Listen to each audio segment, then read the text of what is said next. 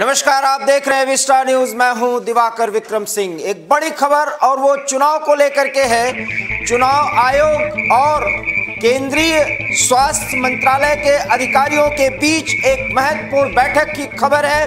बैठक समाप्त हो चुकी है और बैठक के दौरान ये जानकारी मिल रही है कि कोरोना प्रोटोकॉल को लेकर विधिवत और विस्तृत बातचीत हुई है चुनाव आयोग और केंद्रीय स्वास्थ्य मंत्रालय की आने वाले समय में उत्तर प्रदेश, उत्तराखंड सहित कई राज्यों में चुनाव होने वाले हैं और कोरोना के नए वेरिएंट ओमिक्रॉन का अटैक बाकायदा भारत में हो चुका है और इस हमले का सामना करने के लिए केंद्र सहित तमाम राज्य सरकार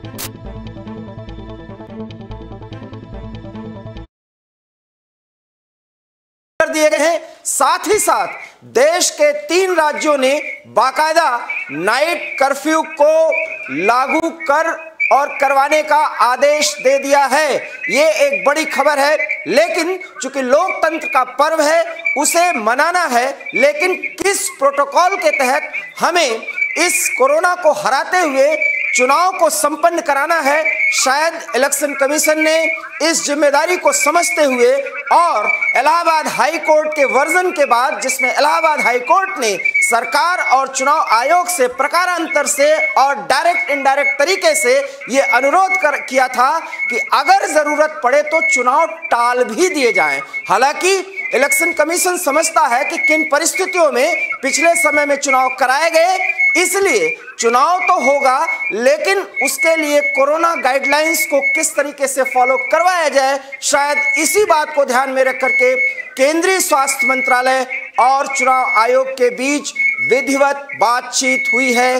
बातचीत विस्तृत हुई है और उसमें कोरोना गाइडलाइंस को किस तरह से फॉलो किया जाए, चुनाव आयोग ये भी चर्चा में इस बात को ध्यान में रखा कि किस तरीके से चुनाव प्रचार कराए जा सकते हैं, लोगों की आवाजाही, लोगों की सक्रियता को किस तरीके से नियंत्रित किया जा सकता है, या स्वास्थ्य मंत्रालय ने इस बात का भी जिक्र किया होगा चुनाव आयोग के साथ कि किस प्रोटोकॉल के तहत और किस और अन्य तरीकों के साथ लोगों के स्वास्थ्य की हिफाजत करते हुए चुनाव के किसी भी कार्यक्रम में, चुनाव की किसी भी गतिविधि में लोग शामिल हो सकते हैं। शायद इस बात पर दोनों ने अपने अपने जानकारियों को एक दूसरे से शेयर किया है।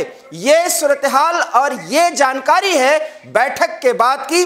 हम सीधे जुड़ते हैं पूर्व वरिष्ठ चुनाव अधिकारी डॉक्टर मोहम्मद अमीन के साथ और शायद वो बता सकते हैं कि इस तरह के तरीके की जो बातचीत होती है औपचारिक तौर पर या एक लिखित दायरे के अंदर जो बातचीत का क्रम हो सकता है वो क्या हो सकता है। डॉक्टर अमीन, आपका बहुत बहुत स्वागत एवी स्टार न्यूज में। सर, एक ऐसे दौर में जब ओमिक्रॉन का अटैक हो चुका है देश के 16 राज्यों सहित वो राज्य खास करके यूपी और उत्तराखंड में चुनाव कराए जाने हैं, लेकिन कोरोना का प्रसार वहां भी अब देखने में आ रहा है। इन परिस्थितियों में स्वास्थ्य मंत्रालय और चुनाव आयोग के बीच जो बातचीत हुई है उसके मायने क्या हैं? देखिए, मैं आपको एक चीज बता देता हूं चुनाव आयोग के अधिकारी के नाते कि क्या है। जैसे आज बुलाया गया था स्वास्थ्य सचिव भारत सरकार को और उनसे पूरी रिपोर्ट और बल्कि उनके पास जो हमारे आने वाले चुनाव राज्य हैं उनकी स्थितियों को लेकर आकलन किया गया होगा और उन आकलन के साथ हमारे आयोग को उन्होंने उसको ब्रीफिंग दी होगी और बताया होगा कि इसमें क्या क्या समस्याएं हैं, क्या क्या सावधानियां बरती जाएं या चुनाव हो सकता है नहीं, या क्या उसकी स्थिति है इस वक्त कोरोना की। एक मैक्रोन आ गया है इस वक्त। आपको याद होगा कि चुनाव आयोग हमेशा अपनी ड्यूटी निभाता आया है राष्ट्र के प्रति और प्रदेशों के प्रति। एक संवैधानिक संस्था है, इसमें हमेशा निष्पक्ष चुनाव कराए हैं। चुनाव आयोग ने इससे पूर्व भी याद होगा जब कोरोना आया था तो 5 स्टेटों के चुनाव कराए थे और सब जगह सावधानियां बरती थी, लेकिन क्या था उस वक्त एक तो मद्रास हाई कोर्ट ने एक वर्डिक्ट पास किया अपना और चुनाव आयोग पर यह आक्षेप लगाया था कि उनके खिलाफ FIR होनी चाहिए और उनके अधिकारियों के खिलाफ मर्डर का चार्ज होना चाहिए। लेकिन उसको हमने पहले भी कहा था कि ये चीज जो है सुप्रीम कोर्ट को जाएगी, चुनाव आयोग की तरफ से, और उसको उन्होंने उनके निर्देशों को कहा कि ऐसा उनको नहीं कहना चाहिए था हाईकोर्ट को। नंबर 1, क्यों? क्योंकि देश के लिए व्यवस्था है, देश की संवैधानिक व्यवस्था को सुनिश्चित करने का काम है, उसको सुरक्षित रखने का काम चुनाव आयोग का है जी। इसीलिए देखिए, हमारे अभी जो आने वाले चुनाव में समय है, तो अब आपको एक चुनाव प्रक्रिया बता देता हूं मैं कि जब भी कोई स्टेट के चुनाव या सेंटर के चुनाव होते हैं, सभी राष्ट्रीयकृत पार्टियां जो रजिस्टर्ड है चुनाव आयोग के अंतर्गत में, स्टेट की या सेंटर की, उनको बुलाया जाता है, उनसे पहले चर्चा की जाती है, उनसे जाना जाता है, उनसे कहा जाता है कि आप चुनाव में हमारे सहयोग करिए, जो भी हमारी प्रोटोकॉल की गाइडलाइन है उनको फॉलो करिए, अपने वर्करों से कहिए, तो जनता से कहिए, जनता के बीच जाइए, और उसकी पूरी सावधानी बरतते हुए चुनाव कराए गए थे। उस वक्त बिहार की भी स्थिति आई थी, जो आज उत्तर प्रदेश की कोर्ट कर रहे हैं जी, कि इसमें जो है चुनाव जो आगे बढ़ा दिए जाएं। अभी हमारा चुनाव आयोग जो और स्टेट थी, मणिपुर है, उत्तरांचल है, पंजाब है, सभी जगह जा चुका है। अब उसका जाने का कल प्लान है, तो 3 दिन के लिए जाके वहाँ पर स्थिति की चर्चा करेगा, वहाँ पर उनसे अधिकारियों से भी बात करेगा। हर जिले का चुनाव अधिकारी जो होता है हमारा, वो डीएम होता है जी जी। डीएम की भी रिपोर्ट होगी, जो हमारे स्टेट में जब आयोग जाएगा तो उसमें चर्चा का विषय होगा, और चर्चा का विषय करने के बाद इन लोगों को ब्रीफ किया जाएगा, चुनाव आयोग को, कमिश्नरों को। उसके बाद उस पर वो आ जाएगा वापस, और फिर एक बार अधिकारियों से बात होगी चुनाव से पूर्व, जो हम कोशिश करते हैं डेट्स अपनी इलेक्शन कराने की, कि कितने फेजों में किया जाए, कैसे किया जाए, क्या उसके नियम पालन किए जाएं। उन प्रोटोकॉल के नियमों को पालन करने के लिए उनको बताया जाएगा। मेरा सिर्फ यही सभी पार्टियों से अनुरोध है कि जो भी इलेक्शन में जाने वाली है, वो अपने वर्करों को प्यार करती हैं और उनके वर्कर अपने नेताओं को प्यार करते हैं। तो मेरा यही कहना है कि उनको यही संदेश दें कि देखिए, जान है तो जहान है। तभी हाईकोर्ट इलाहाबाद ने कहा था कि जीवन है तो सब कुछ है जी। अगर हमारे वोटर हैं तभी जनता है, तभी ये हमारे नेतागण चुने जाएंगे। अगर हमारी जनता ही नहीं रहेगी तो क्या चुने जाएंगे? इसलिए वैसे तो प्राविधान है इलेक्शन कमीशन के आरपी एक्ट 1951 में, कि आर्टिकल 253 में जी, कि उसको जो है एक्शन कर दिया जाए, लेकिन कुछ महीनों के लिए।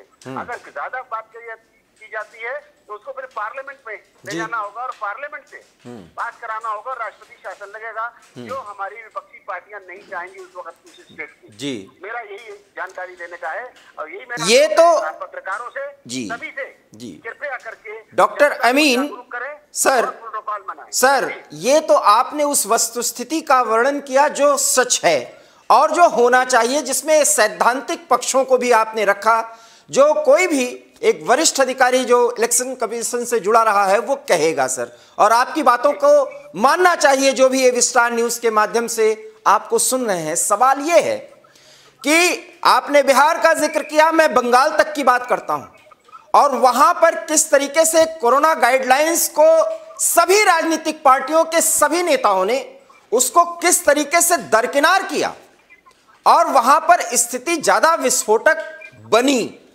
मैं कोरोना की बात कर रहा हूं, और एक बार फिर नए वेरिएंट का अटैक है। पता नहीं आने वाले समय में ये किस तरीके से रिप्रोडक्टिव मोड में आ जाए, ये भी आपको समझना होगा।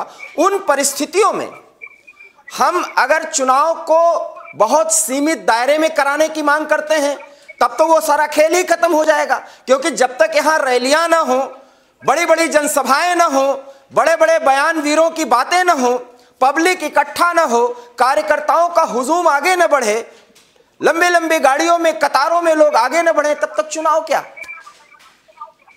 इस पर पाबंदी की कवायद तो हो सकती है इलेक्शन कमीशन की तरफ से।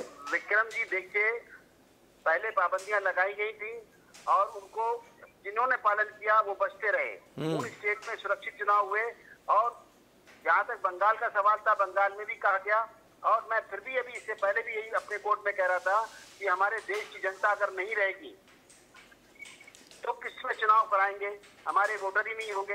इसलिए हमें सबसे पहले अपने वोटरों को सुरक्षित करना है, जो हमारे चुनाव आयोग के वोटर्स हैं। और मैं यही चाहता हूं कि उनके जो नेतागण हैं वो उनके प्रिय हैं, उन नेतागणों को चाहिए कि अपना जनता को समझाएं, और प्रचार प्रसार का माध्यम और भी है, टेलीविजन पे चले जाएं, सोशल मीडिया पे चले जाएं, सर मीडिया में चले जाएं। हाँ, ये भी बड़ी बड़ी गैदरिंग करें, ये भी बात समझ में आती है, लेकिन हुआ तो नहीं। प्रोटोकॉल का पालन करना होगा। हुआ तो नहीं, मैंने इसीलिए बंगाल और बिहार का जिक्र किया। जी हुआ नहीं, इसीलिए मैं कह रहा हूँ बार बार। और अब की बार एक चीज और बता दूं, अब की बार इलेक्शन कमीशन पूरी सख्ती करेगा जी जी एक्शन लेगा और रैलियों के प्रति एक्शन लेगा। हमारे अधिकारी अब बिल्कुल तैयार है इस बात के लिए। और सर आपने सुना भी होगा, स्थिति बिगड़ने नहीं दी जाएगी। आपने देखा होगा टेलीविजन चैनल्स पर डिबेट के दौरान कुछ पत्र पत्रिकाओं में भी कि इलेक्शन कमीशन इतना सुस्ती क्यों, इतनी उदासीनता क्यों। सर ये टीएन सेशन साहब ने इलेक्शन कमीशन को जो एक नई धार दी थी। मैं आपको ये बता दूं, स्पष्ट कर दूं कि अब की बार चुनाव आयोग पिछले का सबक ले चुका है, कोर्ट के वर्डिक्ट देख चुका है और उसने सुप्रीम कोर्ट में भी इस बात को रखा था कि हमें सबसे पहले हम सुरक्षित चुनाव चाहते हैं और हमेशा इलेक्शन कमीशन ने निष्पक्ष और सुरक्षित चुनाव कराने के वादा किया है जनता को। तो जनता को भी समझना होगा, हमारे पत्रकार बंधुओं को समझना होगा, उनको भी, हमारी जनता को, हमारे देश के नेताओं को समझना होगा, उनको अपना प्रोटोकॉल भी फॉलो करना। सबसे बड़ा तो मैं धन्यवाद देना चाहता हूँ देश के प्रधानमंत्री को, जिन्होंने 125 करोड़ लोगों को टीके लगवा दिए समय से। अब कोई स्थिति भयावह नहीं होने वाली, ईश्वर ऐसा नहीं करेगा। लेकिन सर सवाल तल्ख हैं, कंट्रोल किया जाएगा। सवाल तल्ख हैं। हमारे देश के प्रधानमंत्री हैं, वो एक बड़े निर्णय लेते हैं, तहे दिल से हम उनका आभार प्रकट करते हैं। लेकिन प्रधानमंत्री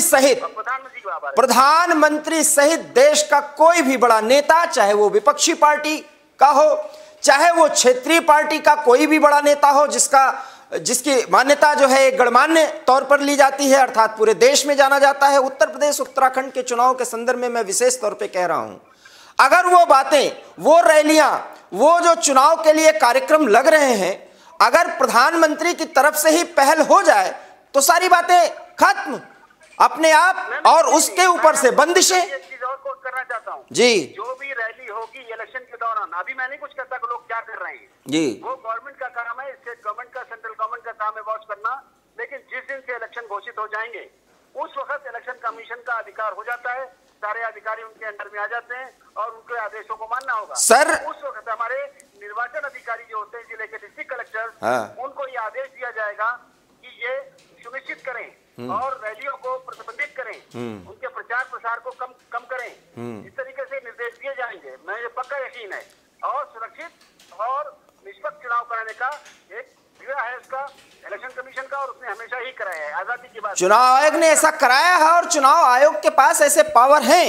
हम ये कहते हैं कि जब कोर्ट ने सीधा सीधा इस मामले को स्वतः संज्ञान में लेते हुए इस तरह की प्रतिक्रिया दी है, तो सख्ती इस बार इतनी हो जाए कि लोग बड़े बड़े रैलियों में इकट्ठा करने का हुजूम जो तौर तरीका है उसको वो कर ही ना पाए। और इसके लिए जरूरी है कि पेनल्टीज लगाई जाए, रैलियों पर रोक लगा दी जाए, अगर ये बातें अभी से आगे बढ़ा दी जाए, क्योंकि वहां पर डेट की घोषणा के पहले, आचार संहिता लागू होने के पहले जो दौर चल रहा है वो आप भी देख रहे हैं, हम भी देख रहे हैं।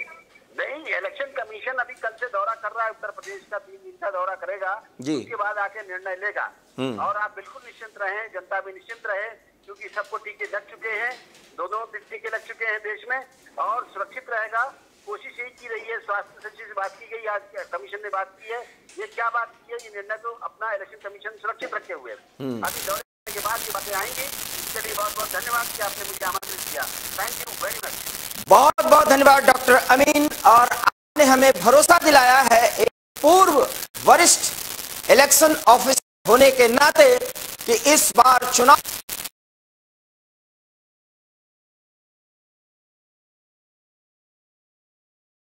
निष्पक्ष होंगे और कोरोना गाइडलाइंस को इस तरीके से फॉलो कराया जाएगा कि उसमें इलेक्शन कमीशन की हनक और धाक दिखेगी। और ये दिखना भी चाहिए, क्योंकि इस देश के हर मतदाता को बचाने की जिम्मेदारी कहीं न कहीं संवैधानिक संस्था होने के नाते इलेक्शन कमीशन की भी बनती है। बहुत बहुत धन्यवाद डॉक्टर अमीन। और इन्हीं सारी बातों को देखते हुए कि क्या निर्णय लिए जाएंगे और कोरोना गाइडलाइंस को फॉलो कराने के लिए क्या सख्त निर्देश दिए जाएंगे, एवी स्टार न्यूज आपको उसकी जानकारी देता रहेगा। देखते रहिए एवी स्टार न्यूज। दीजिए इजाजत, नमस्कार।